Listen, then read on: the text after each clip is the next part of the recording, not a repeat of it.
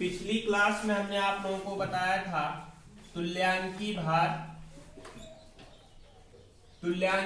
बताया गया था। तुल्यांकी भार बताने के बाद बताया गया था आपको मोलरता बताया गया था। मोलरता के बाद आप लोगों को बताया गया था डेसी नॉर्मल, सेंटी नॉर्मल, मिली नॉर्मल और मोलर विलेन के बारे में बताया गया था। और फिर मोलरता क्या होता है, मोलरता के लिए फार्मूला आपको बताया गया था विलेय के मोलों की संख्या, विलेय के मोलों की संख्या बाय विलयन का आयतन लीटर में, विलयन का आयतन किसमें? लीटर में, विलयन का आयतन लीटर में। और फिर हमने बताया था मोलों की संख्या का फार्मूला, मोलों की संख्या बराबर विलेय का भार ग्राम में बटे विलेय का अणुभार, विलेय का अणुभार, यही बताया गया था आपको। फिर उसको उठा करके यहाँ पर रख दिया गया था। फिर बताया गया था विलेय का भार ग्राम में, विलेय का भार ग्राम में और पूरे का बटे विलेय का अणुभार और पूरे का बटे क्या? विलयन का आयतन लीटर में, विलयन का आयतन किसमें? लीटर में। इतना बता दिया गया था। फिर इसकी परिभाषा भी बताई गई थी मोलरता बराबर 1 लीटर विलयन में उपस्थित विलेय के मोलों की संख्या, उसकी क्या कहलाती है? मोलरता कहलाती है। 1 लीटर विलयन में उपस्थित विलेय के मोलों की संख्या उसकी मोलरता कहलाती है। उसके बाद बताया गया था कि यदि 1 लीटर के विलयन में विलेय का 1 मोल उपस्थित होता है, विलेय का 1 मोल उपस्थित होता है तो उसे मोलर विलयन कहते हैं। संक्षेप में एम से प्रदर्शित करते हैं। 1 लीटर विलयन में विलेय का कितना मोल उपस्थित होता है? 1 मोल उपस्थित होता है तो उसे मोलर विलयन कहा जाता है। फिर 1 ही लीटर विलयन में विलेय का 1/10 मोल उपस्थित होता है तो उसे देसी मोलर कहा जाता है। कौन सा मोलर? देसी मोलर कहते हैं। इसी प्रकार से 1 लीटर के विलयन में विलेय का 1/100 मोल उपस्थित होता है तो उसे बताया गया था, हमने बताया था उसे सेंटीमोलर कहते हैं। क्या कहते हैं? सेंटीमोलर। और इसी प्रकार से 1 लीटर के विलयन में विलेय का 1/1000 मोल उपस्थित होने पर, 1/1000 मोल उपस्थित होने पर जो मिलता है, जो विलयन बनता है उसे क्या कहते हैं? हम मिली मोलर कहते हैं। मिली मोलर विलयन कहा जाता है। मोलरता से संबंधित इतनी चीजें बता दी गई थी। अब मोलरता के बाद आपको बताया जाएगा मोलरता से संबंधित कुछ आंकिक प्रश्न जो कि बहुत इंपॉर्टेंट होते हैं। तो लिखिए, आंकिक प्रश्न में लिखिए, नंबर 1 लिखिए 20.6 ग्राम, 20.6 ग्राम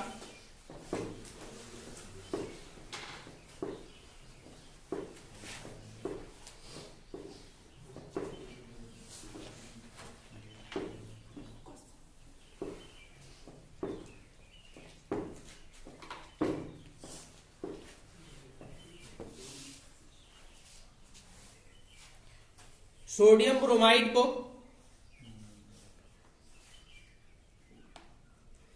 500 ml जल में घोला गया है।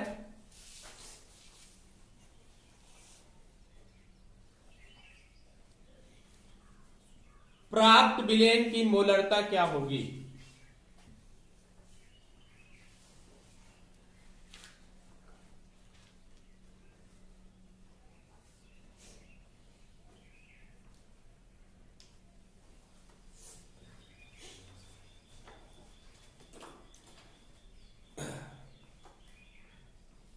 देखिए बेटा, 20.6 ग्राम सोडियम ब्रोमाइड को कितने ml जल में घोला गया है? 500 ml जल में घोला गया है। 500 ml जल में घोला गया है। विलयन की मोलरता ज्ञात करना है आपको। आपको पता होना चाहिए कि विलेय पदार्थ कौन सा है आपका है, जिसको घोला जा रहा है। किसको घोला जा रहा है? Sodium bromide. तो लिखेंगे यहाँ पर विलेय मतलब सोडियम ब्रोमाइड। सोडियम ब्रोमाइड का ग्राम में भार बराबर, ग्राम में भार बराबर कितना? 20.6 ग्राम। अब कितने का विलयन बनाया जा रहा है? बोलो 500 ml का विलेन बनाया जा रहा है ना, अर्थात विलेन का आयतन बराबर, विलेन का आयतन बराबर कितना ml 500 ml, और ml में नहीं रखा जाता, आपको पहले ही पता होना चाहिए कि इनका आयतन किसमें लीटर में रखा जाता है। तो 500 बटा 1000 ये कट जाएगा बराबर 1/2 लीटर, यही तो आया। अब फिर देखिए यहाँ पे हमें एक पॉइंट और चाहिए, क्या चाहिए, विलेय का अणुभार, विलेय का अणुभार। तो विलेय क्या है, NaBr है ना, मतलब सोडियम ब्रोमाइड है, सोडियम ब्रोमाइड का अणुभार बराबर, इसका अणुभार निकालने के लिए कैसे क्या करते हैं आपको पता होना चाहिए, कैसे करते हैं, 1 गुणे सोडियम का 23 प्लस ब्रोमीन का, ब्रोमीन का कितना होता है 35 80 सॉरी ब्रोमीन का कितना होता है 80, ब्रोमीन का कितना होता है 80, 1 गुणे 80 तो हो जाएगा कितना आपका 23 प्लस 80 बराबर कितना 103। ये क्या आया आपका, किसका अणुभार आ गया, और फिर यहां पर हम निकाल लेंगे क्या, आपको मोलरता निकाल लेंगे, मोलरता बराबर फार्मूला क्या होगा, NaBr का ग्राम में भार बटे फिर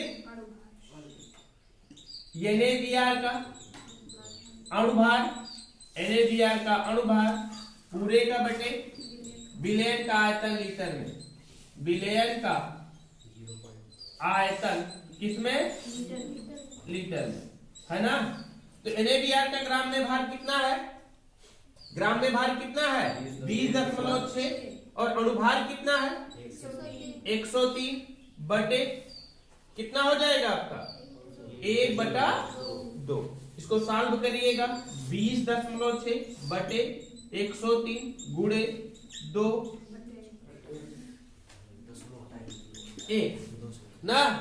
अब यहां से क्या करेंगे हम, 103 है, यहाँ 10 हटा देंगे, 0 यहाँ बढ़ जाएगा ना, 0 यहाँ बढ़ जाएगा ना। अब कितनी बार जाएगा, 2 से कट जाएगा, 2 से क्या जी 103 का दूना होगा 206 ना, यस सर, समझिए हमारी बात को, यस सर, 103 का दूना होगा 206 ना, तो हो जाएगा 2 गुणे 2 बटे 10 है ना, और फिर आएगा क्या 2 दूनी 4, 4 बटे 10 बराबर 0.40 मोल प्रति लीटर, मोल प्रति लीटर। एक चीज जान लीजिए आप लोग यहाँ पर, हम आपको कल ही से सोच रहे हैं अणुभार निकालना बताना है, अणुभार निकालना बताना है मुझे, अणुभार कैसे निकाला जाता है।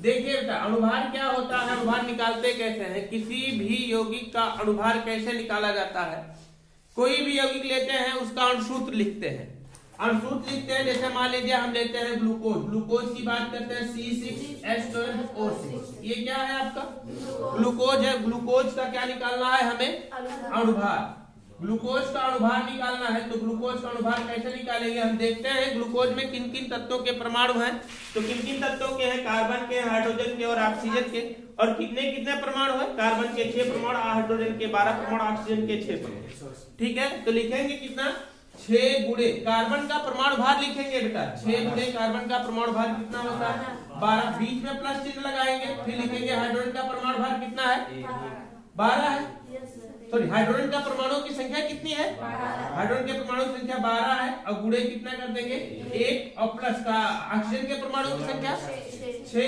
गुणे ऑक्सीजन का परमाणु भार कितना होता है 16, इसको सॉल्व करेंगे कितना हो जाएगा आपका और प्लस है ना, ऐड कर लीजिए इसको, 4 2 8 2 10 और 9 1 10 7 17 1 18 180, ये अणुभार इस तरीके से निकाला जाता है। समझ गए कि नहीं आपने, इसको नोट करिए फार्मूला, ये आगे प्रश्न नोट करिए, लिख लिए। अगला क्वेश्चन नोट करो नोट करो।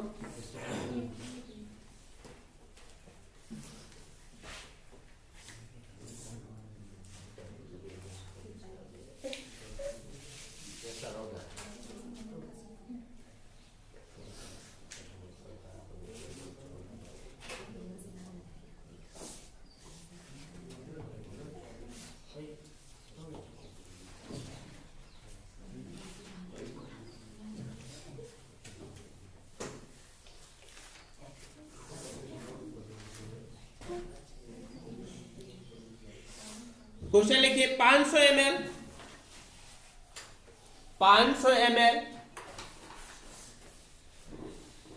0.01 m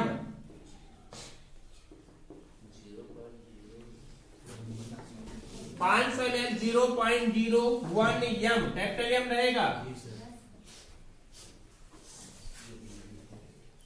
Na2CO3 मतलब सोडियम कार्बोनेट, Na2CO3 विलेन बनाने के लिए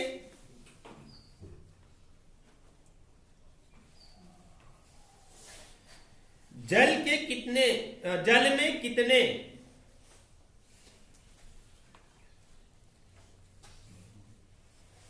में कितने ग्राम सोडियम कार्बोनेट घोलना पड़ेगा?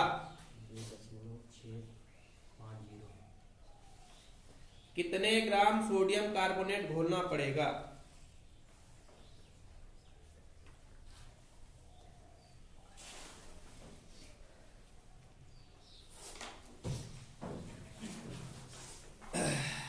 कहा क्या जा रहा है? आपसे क्वेश्चन क्या किया जा रहा है? कह रहे हैं कि 500 ml 0.0 m सांद्रता का, 0.01 m सांद्रता का, मतलब कि इसकी ऐसा विलेन बनाया जाना है जिसकी सांद्रता कितनी हो? 0.01 m अर्थात मोलर हो, 0.01 मोलर हो। और सोडियम कार्बोनेट कितना घोलना पड़ेगा यही बताया जाना है आप लोगों को। तो लिखेंगे यहां पर हम पहले फार्मूला लिखेंगे क्या? मोलरता बराबर सोडियम कार्बोनेट है ना, तो Na2CO3 का ग्राम में भार बटे Na2CO3 का क्या लिखेंगे यहां पर हम? अणु भार, और पूरे का बटे विलेन का आयतन लीटर। यही फार्मूला होता है आपका, विलेन का आयतन किसमें? लीटर में। तो देखिए क्या करेंगे हम, सबसे पहले Na2CO3 का ग्राम में भार देख लेंगे। तो हमें पता नहीं, यही तो निकालना है, यही तो निकालना है हमें। देखो कितना ग्राम घोलना पड़ेगा यही बताया जाना है ना। तो लिखेंगे कि यहां पर हम Na2CO3 का ग्राम में भार बराबर 20.6 ग्राम। सॉरी गलती हो गई, यही तो निकालना है हमें, यही तो निकालना है हमें। Na2CO3 का ग्राम में भार ही तो निकालना है। और फिर क्या लिखेंगे हम यहाँ पर? Na2CO3 का अणुभार बराबर Na2CO3 का अणुभार कैसे निकालेंगे हम? सोडियम का 2 परमाणु गुणे सोडियम का परमाणु भार कितना? बोलो 23 प्लस कार्बन का 1 परमाणु, 1 कार्बन का परमाणु भार 12 और प्लस ऑक्सीजन का 3 परमाणु 3 गुणे 16, तो 23 दूना 46 प्लस 12 और 16 तिया 48, तो कितना हो जाएगा? 8 2 10 6 16 106 हो जाएगा ना। अब देखिए विलेन कितने का बनाना है आपका? विलेन का आयतन बराबर कितना ml है? 500 ml है। इसको लीटर में बदल लेंगे, 500 बटे 1000 कर लेंगे, 1/2 लीटर आ गया ना। और एक चीज आपको यहीं पर दी गई है, विलेन की मोलरता दी गई है बेटा। विलेन की मोलरता बराबर कितना? 0.01 m दिया गया है ना। तो सबके मान को रख दीजिए यहीं पर। मोलरता कितना है 0.01 इक्वल टू, ग्राम में भार निकालना है, लिखेंगे Na2CO3 का ग्राम में भार और बटे क्या लिखेंगे Na2CO3 का अणुभार। अणुभार कितना निकाला आपने 106 बटे आयतन कितना निकाला आपने 1/2। मतलब क्या हो जाएगा 0.0 m इक्वल टू Na2CO3 का ग्राम में भार पूरे बटे 106 गुणे 2/1। यही तो होगा ना, यही तो होगा ना। अब ये कितना हो जाएगा 53 हो जाएगा। इसका इससे गुणा हो जाएगा, इसका इससे, मतलब क्या हो जाएगा यहाँ पर, यहाँ दिखाई दे रहा है,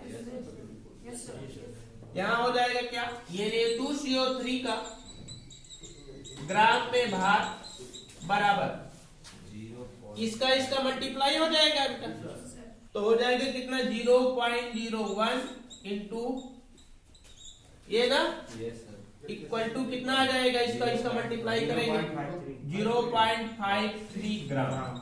ये आंसर हो गया 0.53 ग्राम।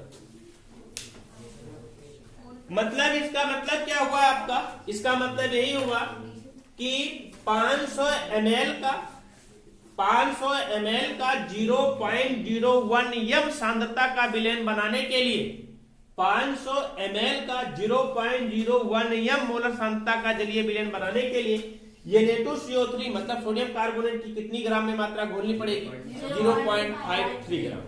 ये इतनी ग्राम मात्रा उसमें घोलनी पड़ेगी। नोट किए?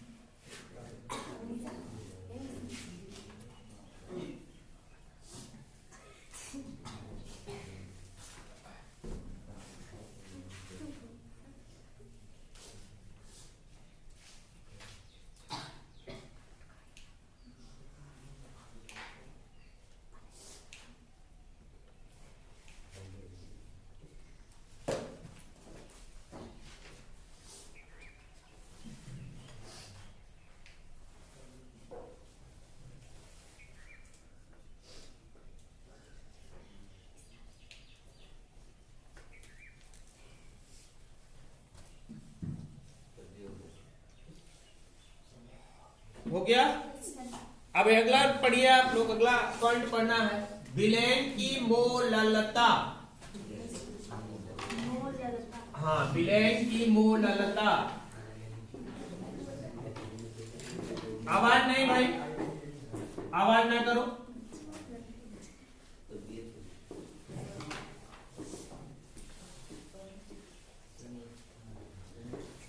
मोललता किसे कहते हैं, देखिए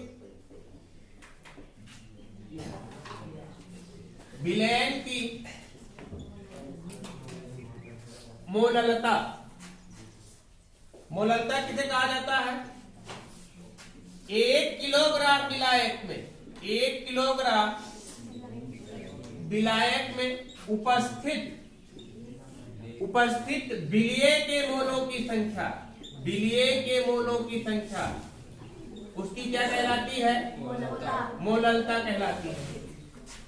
1 किलोग्राम का विलायक है, विलायक कितने का है 1 किलोग्राम का है।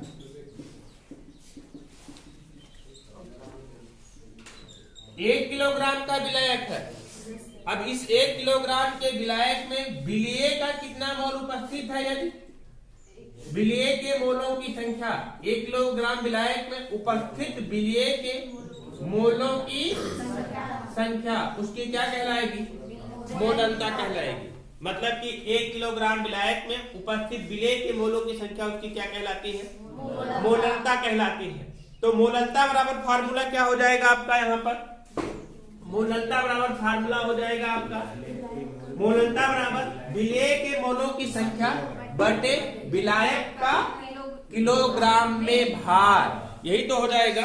विलायक का भार किलोग्राम में, या अगर किलोग्राम में लिखेंगे तो 1000 से गुणा नहीं करेंगे, अगर ग्राम में लिखेंगे तो 1000 से क्या करेंगे, गुणा करेंगे। अर्थात विलयन की मोललता बराबर, विलयन की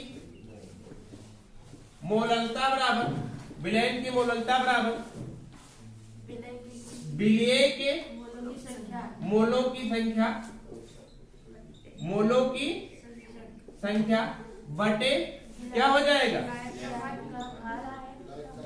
विलायक का भार, अगर ग्राम में लिखेंगे तो गुणे 1000। समझ में आया? मतलब कि 1000 मतलब 1 किलोग्राम, तो 1 किलोग्राम विलायक में उपस्थित विलय के मोलों की संख्या उसकी क्या कहलाती है, मोललता कहलाती है। और फिर जानते हैं हम क्या होता है, मोलों की संख्या बराबर, फार्मूला वही हमने बताया था जो विलय का भार ग्राम में बटे विलय का अनुभार, विलय का अनुभार। अब यही उठा करके यहाँ पर रख देंगे तो क्या आएगा आपका, मोललता बराबर, मोललता बराबर विलय का भार ग्राम में, विलय का भार ग्राम में बटे विलय का अनुभार, और पूरे का बटे क्या, विलायक का भार ग्राम में, विलायक का भार ग्राम में और गुणे, यही हो जाएगा किसका फार्मूला, विलयक की मोललता का भार। तो लिखिए मोललता, 1 किलोग्राम विलायक में, 1 किलोग्राम विलायक में विलीन विलय के मोलों की संख्या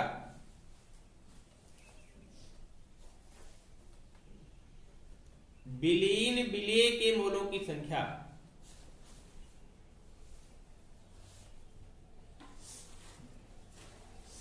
विलयन की मोललता कहलाती है,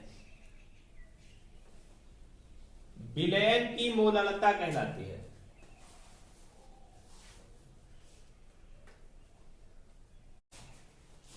फार्मूला लिख लीजिए, विलयन की मोललता बराबर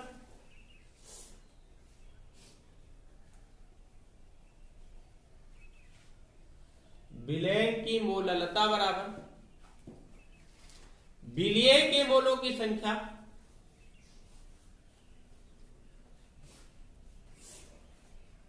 बटे विलायक का भार ग्राम में इंटू 1000।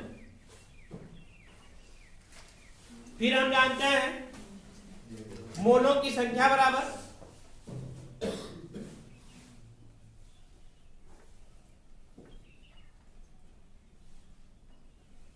विलय का भार ग्राम में बटे विलय का अणुभार।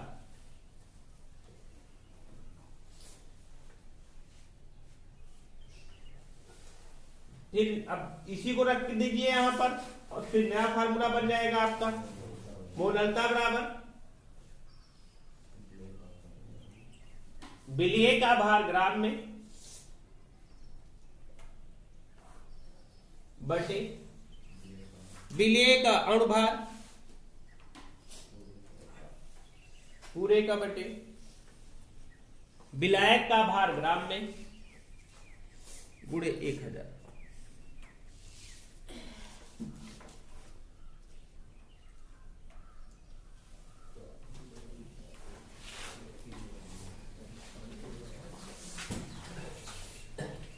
देखिए हमने बताया था आप लोगों को, जब हमने बताया था आप लोगों को मोलरता, तो मोलरता के बारे में हमने मोलर विलयन, डेसी मोलर, सेंटी मोलर, मिली मोलर बताया था।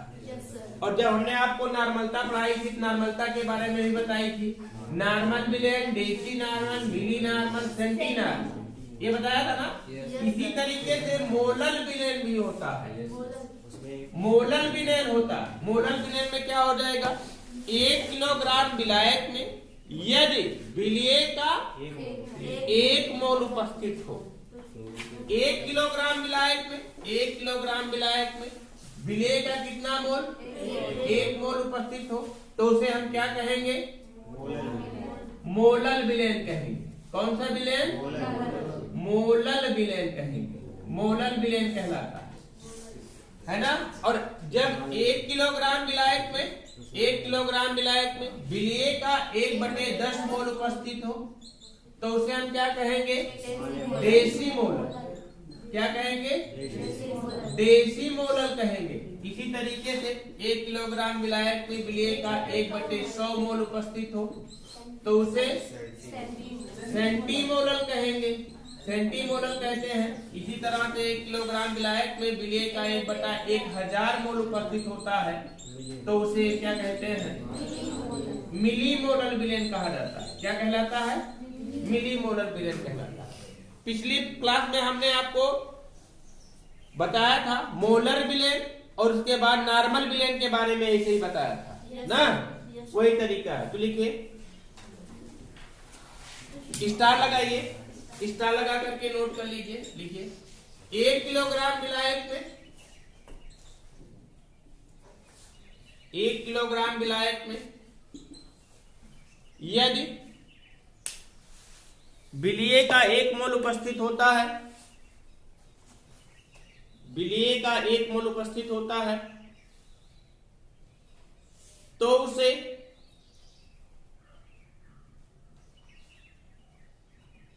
क्या कहेंगे, मोलल विलेन कहते हैं।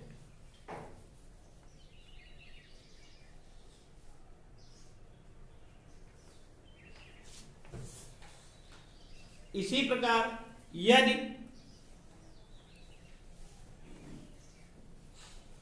1 किलोग्राम विलायक में विलेय का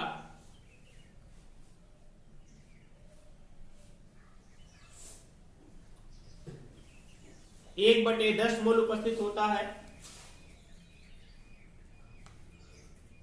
तो देसी मोलल।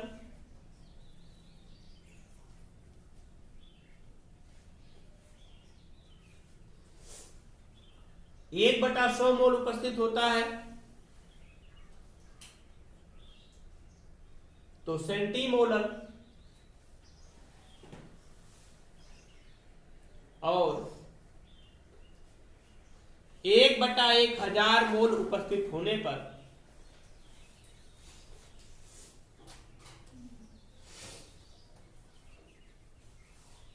क्या कहलाता है, मिलीमोलल कहलाता है।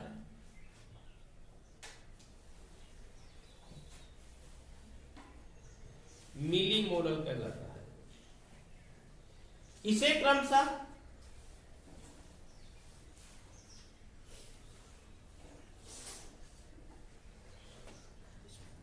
एक बटा 10, 1/100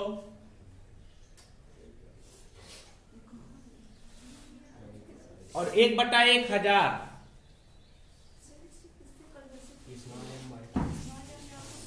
लिखो, 1/1000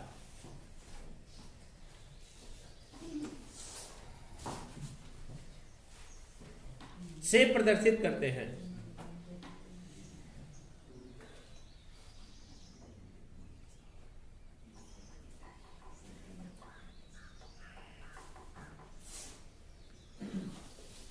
क्वेश्चन लिखिए,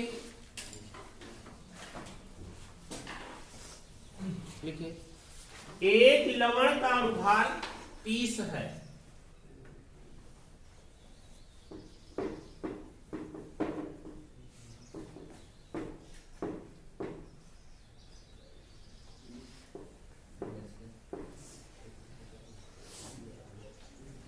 एक लवण का अनुभार 30 है। लवण की 3 ग्राम मात्रा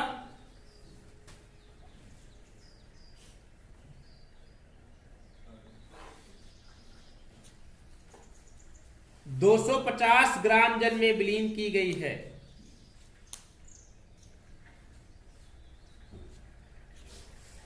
दो 250 ग्राम जल में विलीन की गई है। विलयन की मोललता ज्ञात कीजिए।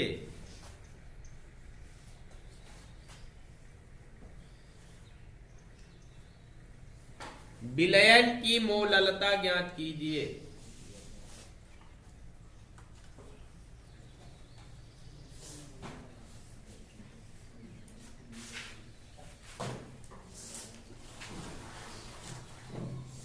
देखिए, हम जानते हैं मोललता बराबर फार्मूला क्या होता है। मोललता बराबर फार्मूला क्या होता है? विलेय का ग्राम में भार, विलेय का ग्राम में भार बटे विलेय का अणुभार, और पूरे का बटे क्या होता है? विलायक का भार ग्राम में ना, का भार ग्राम में, विलायक का भार ग्राम में और गुणे 1000। मोललता निकालने के लिए कहे हैं ना, तो सबसे पहले क्या करेंगे, हम देखेंगे कितना ग्राम घोला गया है। कितना ग्राम घोला गया? 3 ग्राम।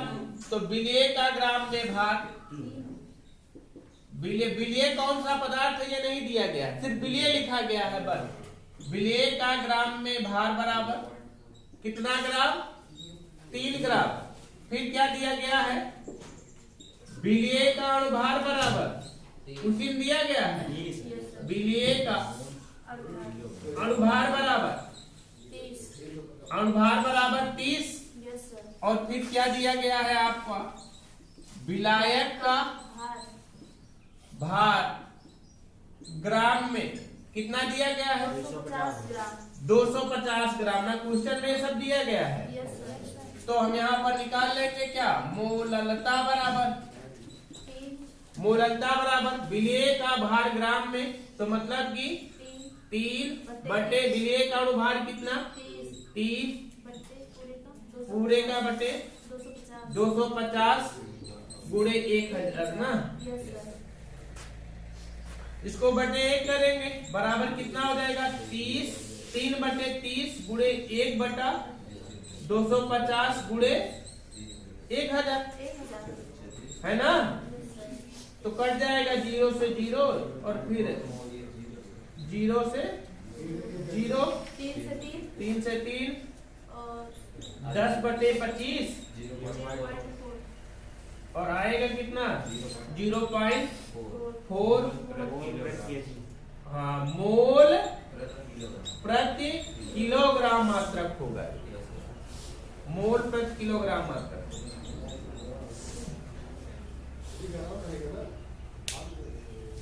नहीं, यहाँ 1000 से गुणा भी किया गया है, किलोग्राम करोगे आप। भार ग्राम में लिखा गया तो 1000 से गुणा किया गया, अंत में जो आएगा वो किलोग्राम में जाएगा।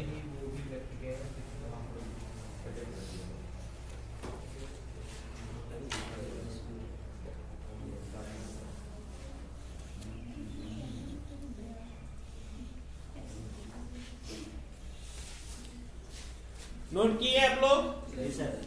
कल हम आप लोगों को पढ़ाएंगे मोल प्रभाज या मोलांश। क्या पढ़ाएंगे? मोल प्रभाज या मोलांश कहा जाता है। एक मिनट रुकिए भैया।